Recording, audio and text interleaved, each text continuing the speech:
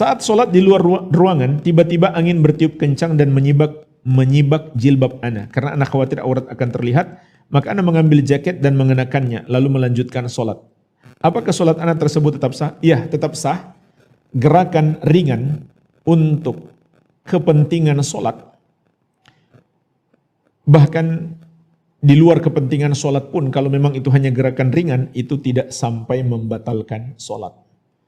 Apalagi untuk kepentingan sholat, tidak mengapa.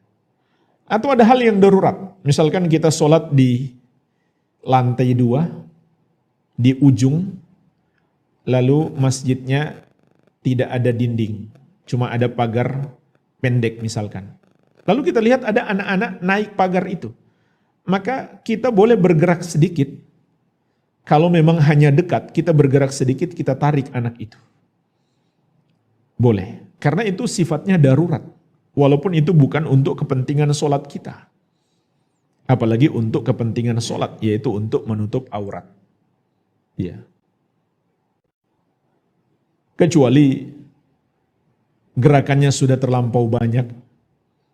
Ya, misalkan dia harus pergi ke tempat lain untuk ambil jaket baru pakai lagi, maka ini tentu membatalkan sholat. Dan tidak mengapa, kalau memang hanya dengan cara itu auratnya tertutup, ya dia sholat lagi aja dari awal.